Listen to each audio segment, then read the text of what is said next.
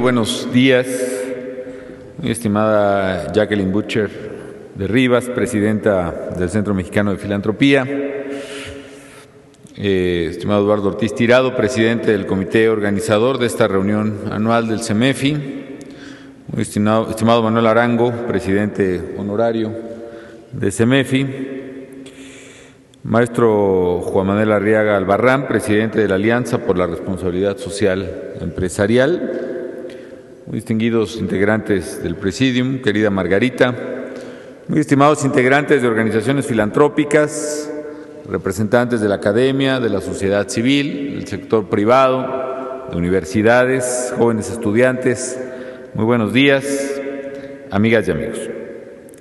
Me alegra mucho el poder acompañarles nuevamente en una reunión anual del Centro Mexicano para la Filantropía, porque siempre, amigas y amigos, es motivo de enorme satisfacción estar con mexicanas, con mexicanos que dedican su tiempo, su esfuerzo, sus recursos, su talento a la causa que vale la pena, que es la de servir a los demás.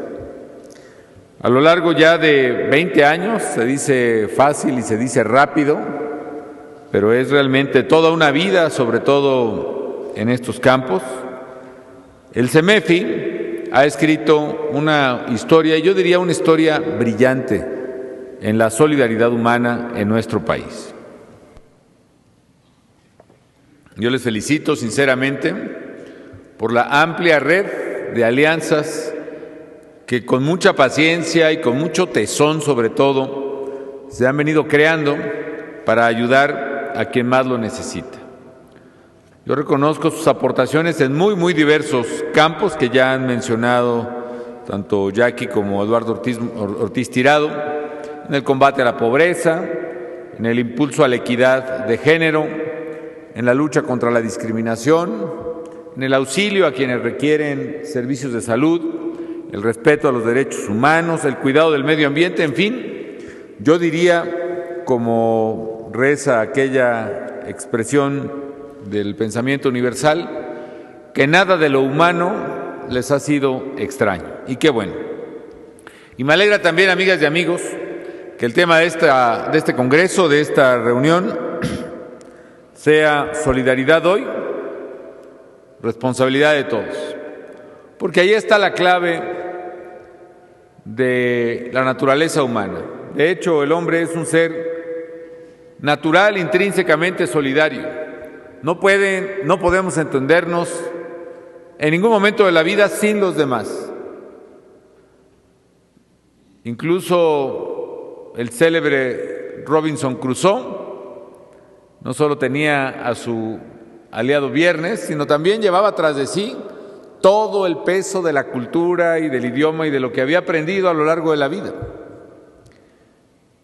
Somos seres sociales por naturaleza, solidarios, vinculados sólidamente con los demás. Pero si eso somos, eso también debiéramos ser. Y es aquí donde el dilema de la humanidad se tuerce, cuando el ser humano no responde en sus hechos, en sus actos y en su vida a la naturaleza solidaria de su ser. Y en ese sentido, ser solidario, amigas y amigos, significa ser responsable no solo del destino propio, sino también ser responsable del destino de los demás. Y como decía aquí Ortiz Tirado, ser no solo responsable o solidario con los cercanos, con los familiares, sino ser solidario efectivamente con los demás seres humanos. Por eso cada uno de nosotros no solo debiera estar vinculado de manera existencial, vivencial con otras personas, sino también comprometido en actitud y en actividad con los demás. Y por eso sé que ustedes encuentran en la filantropía una forma útil al prójimo y también una forma de plenitud y de realización personal. Yo quiero reiterar aquí, amigas y amigos, mi compromiso con todas las agrupaciones que dan vida al tercer sector, porque la noble labor que ustedes realizan, pues se piensa que complementa, que fortalece, que enriquece a la acción que realiza el gobierno, pero yo, la verdad, llego a la conclusión que es al revés, ¿no? La labor que realiza el gobierno, si se hace bien, en todo caso, complementa, fortalece y enriquece lo que hace la sociedad civil en su labor de ayuda a los demás. Y como alguna vez, en alguna otra ocasión les comentaba, incluso en términos de recursos, lo que genera en eficiencia, en eficacia, un peso gastado por el gobierno, con todos los rezagos, inercias, ineficiencias, no pesa lo mismo que lo que implica en eficiencia, en ejercicio adecuado del gasto, en selección cuidadosa del destino de los recursos que emplea la sociedad civil en ayudar a los demás. Por eso, amigas y amigos, el trabajo de las organizaciones de la sociedad civil merece el respaldo de todos y desde luego del gobierno. Y recibo desde luego con mucha atención la agenda de temas pendientes que la presidenta ha señalado para poder seguir trabajando con ustedes y en encontrar las mejores formas de articulación e integración entre la sociedad civil y el gobierno. Entre otros, por supuesto, los temas relativos a cómo ayudar a ayudar, cómo tomar decisiones que permitan que la gente pueda cumplir con su vocación humana, personalísima, superior de servir a los demás, que es la filantropía. Por esa razón, y a pesar de que hay menos ingresos en el gobierno derivado de la crisis económica, que ha reducido los ingresos de todos ciertamente, de mexicanas y mexicanos, y en consecuencia también del gobierno, y menos ingresos derivados de la caída en la producción de petróleo, que ese es el dato brutal que estamos enfrentando este año. Ya no podemos seguir viviendo de una renta que ya no está más ahí. Yo no digo que se nos haya acabado, pero sí que se nos está acabando, por lo menos en ese margen que nos permitía no hacer nada o hacer muy poco en la falta de ingresos no derivados del petróleo. Pero a pesar de esa baja, amigas y amigos, estamos comprometidos a que sigan adelante y desde luego en el 2010 los beneficios fiscales a las actividades que realizan organizaciones sin fines de lucro y las empresas socialmente responsables. Entre otras, la posibilidad de deducir los donativos entregados a las organizaciones autorizadas y también el compromiso de revisar de qué manera podemos agilizar, ampliar, tener un criterio mucho más sensato y mucho más racional respecto de quiénes pueden ayudar más, si se les ayuda más a través de estos mecanismos. Además, desde luego, de conservar apoyos fiscales para empresas que empleen a adultos mayores o personas con discapacidad. A esto, amigas y amigos, hay que sumarle a lo que hacen las organizaciones de la sociedad civil, lo que de manera directa el gobierno entrega a organizaciones de la sociedad civil en programas de coinversión social, entre otras, en particular a través del Instituto Nacional de Desarrollo Social. En lo que va del gobierno hemos apoyado más o menos unos 4,000 proyectos de alto impacto social de organizaciones de todo el país a través de un presupuesto modesto del instituto, pero que ha sido aplicado a cabalidad, un poco más de 800 millones de pesos, que tanto en monto de recursos como en número de proyectos supera más de un 35% lo realizado o entregado en los 3 años anteriores. Yo estoy seguro de que estos apoyos, insuficientes, estoy de acuerdo, pero a final de cuentas son impulsos a la participación solidaria de la sociedad en un momento en que todos los mexicanos necesitamos cerrar filas para superar los retos que nos ha tocado vivir. Por eso para mí también es tan importante este tema central de la reunión anual del CEMEFI, solidaridad hoy, responsabilidad de todos. Porque ser solidario es el valor imprescindible en una sociedad con desafíos. Ser solidario no solo para enfrentar y resolver desde luego los problemas que nos aquejan, sino también para impedir que se abata la esperanza, para asumir los desafíos con unidad de propósitos y de acciones.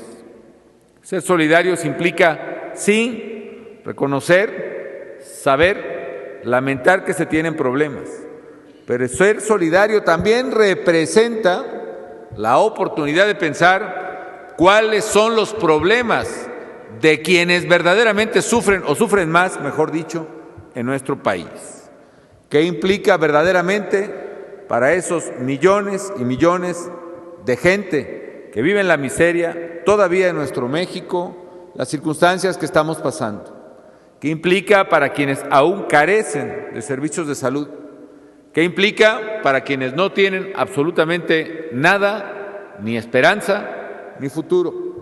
Ser solidario, pues, implica, aún en momentos de dificultad, realinear las prioridades de nuestra sociedad, reencontrar verdaderamente dónde deben aplicarse nuestros recursos, así sean magros o no, para poder verdaderamente construir la sociedad más justa que queremos y a la cual tan acertadamente han hecho referencia hoy aquí.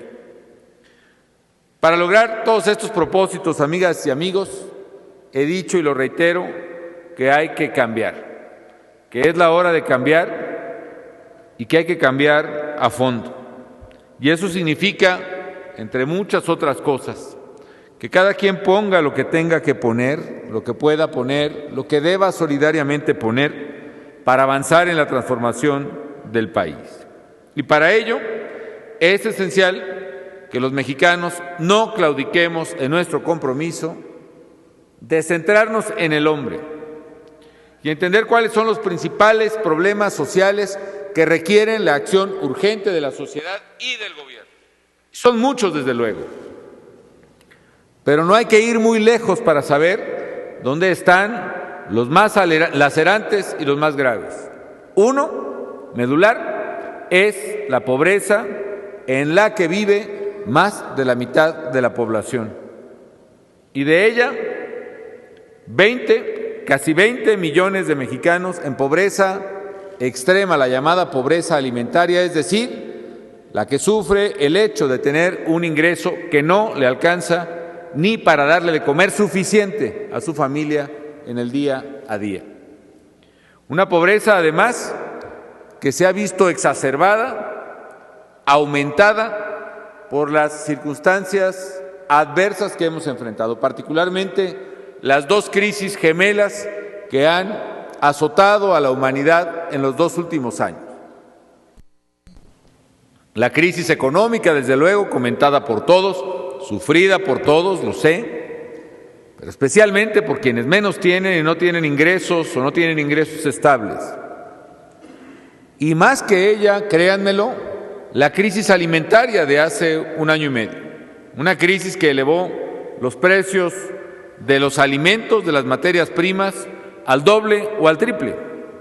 En nuestro caso, en México, en el año 2008 y parte de 2009, por ejemplo, implicó un aumento significativo en los precios de alimentos vitales para la gente, desde el maíz, en consecuencia la tortilla, hasta el huevo o la leche. ¿Y eso qué implicó, amigas y amigos? Hagamos una cuenta muy elemental. Que si la gente que vive en pobreza o en pobreza extrema destina, según los estudios, la mitad de su ingreso, el 50% de su ingreso, a comprar alimentos, y si esos alimentos, consecuencia de la crisis alimentaria mundial y la económica después, aumentaron en promedio 20% en esos 2 años, quiere decir que la gente que vive en pobreza extrema aumentó un 10%, es decir, un 20% de ese 50% que destinan a alimentos. Y es exactamente lo que tuvimos en México, un aumento significativo de la pobreza extrema en el país, que ahora tenemos que revertir, porque sería irresponsable, o dicho en palabras de esta reunión, sería no solidario y en consecuencia yo diría inhumano no hacernos cargo como sociedad de un problema que se exacerbó a consecuencia de una crisis, independientemente de que no se haya generado en México, se está sufriendo hoy en México. Y sí implica que todos hagamos un esfuerzo mayor, sí lo implica, porque efectivamente hay un mayor número de mexicanos, millones de ellos, sus familias, sus niños chiquitos, sufriendo más. Y en consecuencia hoy se requiere, en primer lugar, la acción del gobierno y también de la sociedad para poder revertir este hecho, para mitigar los impactos negativos que el alza internacional del precio de los alimentos y la crisis económica después, de remate diría yo, dejó en los hogares de menor ingreso en nuestro querido México. Y para ello es imprescindible que sigamos trabajando y trabajando unidos, y no solo en la alimentación, seguir trabajando en un factor crítico para una vida digna, que es la salud. Una de las mayores tristezas, diría yo, incomprensiones de la humanidad, es que hoy en día sigan habiendo miles de millones, es decir, un alto porcentaje de la humanidad que aún carece de servicios de salud.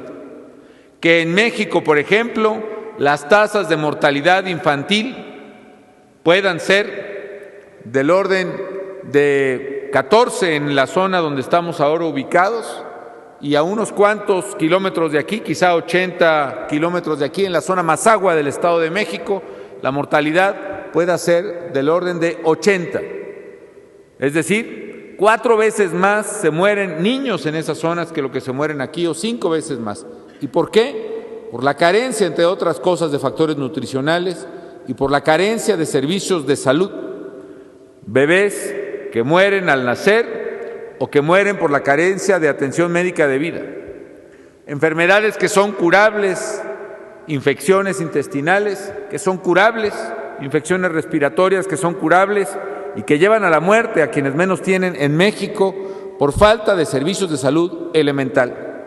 Por esa razón, amigas y amigos, también es de justicia y también es de solidaridad elemental que en el cúmulo de problemas que tenga el país pongamos en el centro de nuestras prioridades, por una parte, la pobreza extrema y los problemas vinculados a la pobreza extrema, entre otros, la falta de servicios de salud.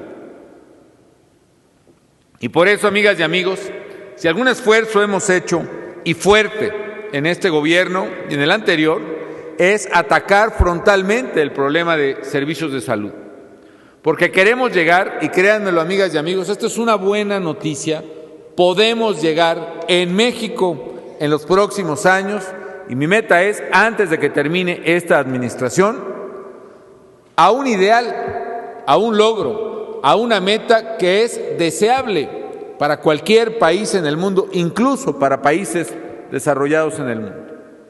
La reforma, por cierto, que pasó esta semana o que está procesándose en el Congreso de los Estados Unidos, tan debatida, tan polémica, tan controversial, de la reforma en servicios de salud, a final de cuentas lo que busca es eso, que los americanos puedan llegar a la cobertura universal de salud que no tienen, porque quien no tiene recursos para pagar un seguro médico no tiene servicios de salud. En México, amigas y amigos, con las deficiencias que ustedes quieran, pero hoy estamos en posibilidad, antes de 2012, de llegar a esa meta que quisiera cualquier nación, cobertura universal de salud. Es decir, que no haya una sola mexicana o un solo mexicano que no tenga médico, medicinas y tratamiento hospitalario cuando lo necesite. ¿Se puede? Sí se puede. ¿Cuesta? Sí cuesta, pero lo vamos a lograr, amigas y amigos, y esa será una gran expresión del México solidario al que aspiramos tener en los próximos años. Hoy tenemos también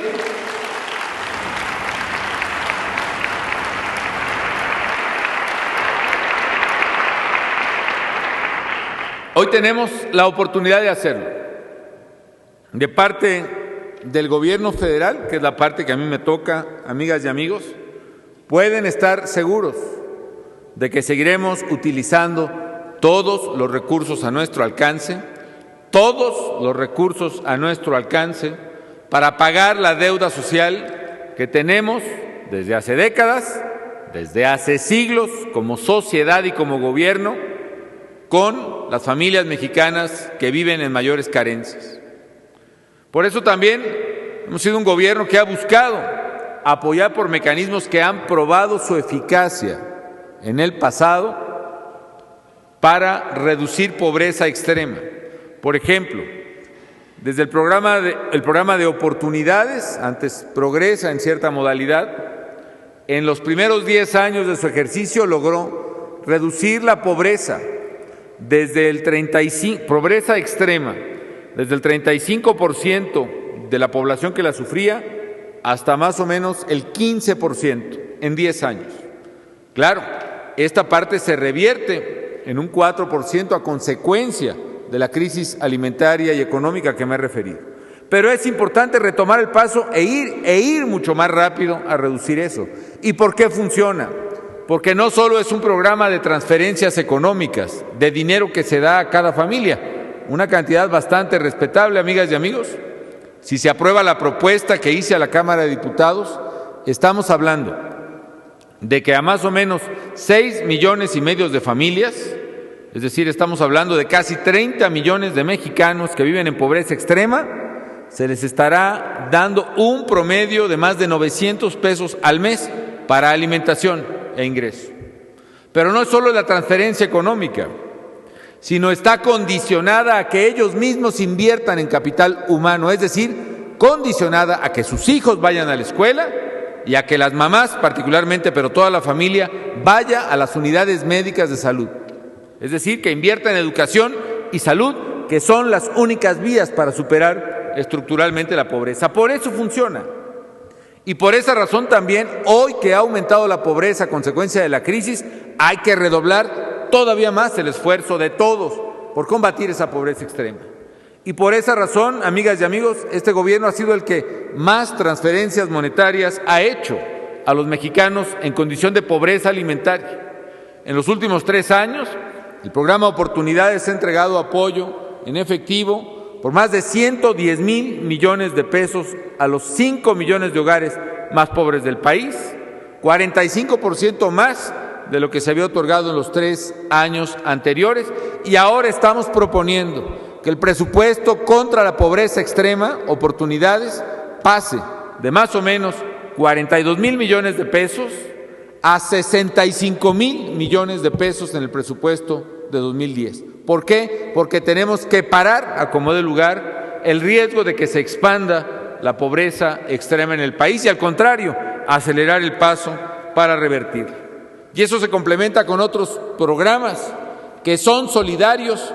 Quien no tiene ya solidaridad natural en su favor. Por ejemplo, quien ha trabajado toda su vida y ya no tiene fuerzas para seguir trabajando, un adulto mayor, y que además, por lo que sea, y no juzgamos a nadie, por la inercia que lleva a la sociedad de este siglo XXI, ya no tiene el apoyo que tradicionalmente recibía de la familia un adulto mayor, es decir, viejos que viven solos en sus casas, en comunidades rurales. A ellos, estos jóvenes de 70 años o más, les estamos dando también un apoyo de 500 pesos al mes, y el programa de 70 y más le ha dado más o menos 25,000 millones de pesos a 2 millones de adultos mayores que no tienen nada más en la vida más que este gesto solidario de los mexicanos. Y son los que viven además en el campo, lejos de todos, en comunidades rurales y apartadas. También hemos dado impulso al Seguro Popular para ser solidarios en la salud. Y por esa razón, amigas y amigos, en 3 años hemos triplicado el presupuesto de Seguro Popular. Porque en México, ¿quiénes tenían médico? Tenía médico, pues la gente que podía pagarlo en primer lugar. Segundo, tenían médico los empleados del gobierno, los burócratas a través del ISSSTE. Tienen médico los empleados formales, los que están asegurados en el Seguro Social, de comercios o de industrias. Pero fuera de eso, hay millones y millones de mexicanos que no tienen ninguna posibilidad de servicio médico, o tenían. Y lo que hemos hecho, amigas y amigos, es que este universo que lo cubre el Seguro Popular se ha expandido, y en 3 años triplicamos el presupuesto y pasamos de 5 millones de familias a 10 millones y medio de familias con seguro popular. Y gracias a ello, amigas y amigos, alcanzaremos, estoy seguro, la meta de cobertura universal. En fin, en esta ardua tarea de igualar las oportunidades de superación de los mexicanos, en esto, como en tantas cosas, queridas amigas, queridos amigos, en esto vamos juntos, sociedad y gobierno. Hoy, solo sumando esfuerzos, solo sumando voluntades, solo sumando recursos podremos avanzar en la meta del desarrollo humano sustentable. Yo quisiera que lo que ustedes hacen, porque sé que hacen miles de cosas, mi suegra trabaja activamente en una organización, trabaja en varias organizaciones de la sociedad civil y veo cómo su generosidad, su creatividad impulsa ella a mujeres en comunidades pobres, mujeres que son marginadas, vejadas, sometidas indebidamente, en fin, que pasan un estado de vejación a ser mujeres que se realizan plenamente. Por cierto, no le ha ido muy bien a su organización con el instituto, pero pues yo no me meto ahí, ¿no? Mujeres que están trabajando activamente en favor de otras mujeres. Y lo que me doy cuenta, amigas y amigos, es que el gobierno tiene mucho que aprender de lo que hace la sociedad civil en favor de los demás, porque es en la práctica de la generosidad, de la solidaridad, que no es otra cosa más que el nombre filosófico social de la caridad humana. Es ahí en la acción concreta donde se aprende verdaderamente lo que el ser humano debe ser hacia el otro. Y a la vez pienso que ustedes también pueden tomar, y sugiero debieran tomar, muchas de las cosas que hace el gobierno para que en su articulación social aprovechen los programas sociales del gobierno federal y de los gobiernos estatales también, que tienen recursos importantes para ello, para que puedan articular y organizar a la sociedad a que tenga un adecuado uso de los mismos. Porque algo que tenemos que revertir, amigas y amigos, es que los programas sociales, las políticas públicas sociales, prescindan de la voluntad de los beneficiarios. Es decir, se requiere una labor de articulación que haga que los grupos de personas beneficiarias y las personas mismas participen corresponsablemente en las decisiones y en las acciones de estos programas. Y lo que tenemos que pasar es de una sociedad que depende, es decir, una sociedad que tiene una marca importante de dependencia, a una sociedad participativa que se supera. Y en ese proceso de articulación, de organización de grupos, de toma de decisiones, de diseño de programas, ahí está la labor de la sociedad civil organizada y de la filantropía. Pongo por caso lo que el gobierno federal o que los gobiernos estatales destinan a los llamados proyectos productivos en distintas dependencias, en el FONAES, en la Secretaría de Desarrollo Social, en la Secretaría de Economía, en el fomento a las pequeñas, medianas y sobre todo microempresas, lo que se hace hasta en reforma agraria con los programas de mujeres agrícolas, en fin. Todos esos llamados proyectos productivos en agricultura, bueno, no se diga, es mucho dinero. Son proyectos que tienen que ser tomados por la gente y armados por la gente. Y la verdad es muy importante que en lugar de que aparezcan organizaciones ya muy, ¿cómo decirlo? Pues ya muy hechas, ¿no?, al camino de la política y otras cosas, ya mejor no digo nombres porque estamos en plena discusión de temas muy delicados en estos asuntos, ¿no? Mejor que sean organizaciones filantrópicas, con claros gestos de generosidad que contribuyan a organizar a la gente para que tome esos recursos y que esos recursos enriquezcan pues la vida de nuestra sociedad y ayuden a superar el nivel de vida de la gente. En fin, yo creo, amigas y amigos, que debemos evitar a toda costa que se cancele el gran esfuerzo que están realizando millones y millones de familias para salir adelante. Yo sé que todas las familias de México, yo sé que las 25 o 30 millones de familias de México lo están haciendo, los 106 millones de mexicanos que somos, unos más, otros menos, pero quienes están haciendo un esfuerzo enorme y mayor al que nosotros hacemos son las familias que, si ya de suyo en condiciones normales tenían que batallar más, ahora mucho más. Y si siempre es tiempo de pensar en ellos, hoy es tiempo de pensar mucho más en ellos. Y por eso hago un respetuoso llamado a los legisladores de todos los partidos políticos para que México en el 2010 cuente con una asignación eficaz, justa, equitativa, solidaria de los recursos disponibles que tenemos, que sé que son insuficientes, pero ahí están, para atender las necesidades más urgentes de los mexicanos que menos tienen, que se apliquen a programas que sí han demostrado su eficacia, a programas que varias instituciones especializadas demuestran que no tienen efectos regresivos, es decir, que sí se destinan verdaderamente a quien más lo necesita, en especial en combate a la pobreza, en educación, en materia de salud. Tendría que agregar, no me podría quedar callado aquí, también en el trabajo del medio ambiente. Miren, se piensa que el medio ambiente es una cuestión para filántropos, pero en un sentido no muy bueno de la palabra, es decir, hay quien piensa equivocadamente que el filántropo es alguien que busca dónde ayudar con si tiene recursos disponibles. El filántropo es algo mucho más que eso. El filántropo es el que ama al hombre, estrictamente, etimológicamente hablando, y el que está comprometido con él. Y digo esto, amigas y amigos, porque en el tema del medio ambiente también es un acto de vinculación, de responsabilidad y de amor con el hombre mismo, salvar el medio ambiente. Y no es un asunto disyuntivo sobre los temas de pobreza o de justicia. Voy al extremo. Si nosotros no cerramos la brecha entre el hombre y la naturaleza, vamos a exacerbar los problemas de pobreza y de miseria. ¿Quiénes están sufriendo ahora más? En las inundaciones en las Chuapas, Veracruz, o en alguna zona de Tabasco, en la Chontalpa. Pues son los mexicanos que menos tienen. Sí, si ustedes quieren, los que se fueron a vivir al cauce de los ríos, pero porque no tenían dónde vivir. Y cuando hay sequía, ¿quiénes sufren más?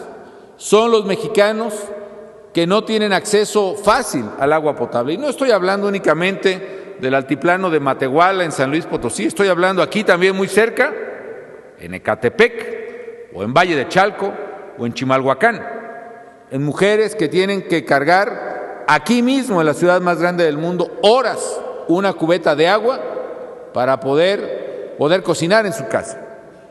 Quienes más sufre el desequilibrio ambiental es la gente que más ha sufrido la pobreza. Y al revés, la pobreza también genera precisamente una depredación importante del medio ambiente. Y por eso soy de la idea, amigas y amigos, que tenemos que trabajar en cerrar ambas brechas al mismo tiempo. La brecha entre el hombre y la naturaleza, y la brecha entre ricos y pobres, entre el norte y el sur, como se conoció en los 70s este dilema. Y hacerlo significa a través de programas que ustedes pueden conducir, porque ustedes pueden ir, por ejemplo, a cualquier parte de México, a la zona de Marqués de Comillas en Chiapas, donde había una selva de las más importantes del mundo, que fue devastada para meter ahí pastizales ganaderos. O pueden ir aquí cerca a la zona del Cutzamala, donde viene el agua para la Ciudad de México, donde ya no hay árboles, para poder recuperar con los ejidatarios que siembran ahí por media tonelada de maíz, poder tener plantaciones forestales que les den dinero a ellos y agua a ustedes, y también justicia y recuperación del medio ambiente. Hay mucho que hacer en materia ambiental en México y en el mundo, pero eso también debe formar parte de la solidaridad, responsabilidad de todos. Amigas y amigos, el trabajo que ustedes hacen, el trabajo solidario de los filántropos, de la sociedad civil organizada, es un ingrediente indispensable para que haya sociedades justas, para que haya sociedades humanas. Y también, por cierto, es un elemento indispensable de la democracia moderna, una expresión de solidaridad humana y un agente catalizador de progreso. Por eso aplaudo la labor filantrópica de agrupaciones como el Centro Mexicano de la Filantropía, el CEMEFI, la de todas y todos ustedes, las que encabezan, las que impulsan en todo el país, porque son ejemplo que nos motiva y nos inspira a seguir luchando por un México más justo, más ordenado, más generoso, más seguro, más solidario, más limpio, es decir, un México donde verdaderamente, como es el lema de esta administración, donde los mexicanos puedan vivir mejor. Así que muchas felicidades y si me permiten les voy a pedir que me acompañen para hacer la declaratoria formal de inauguración. Con la certeza de que la filantropía seguirá abriendo nuevas avenidas de bienestar y de progreso para los mexicanos, me es muy grato declarar hoy martes 10 de noviembre de 2009 a las 11:35 horas formalmente inaugurada la reunión anual del Centro Mexicano para la Filantropía. Les deseo, sinceramente, el mayor de los éxitos. Muchas gracias.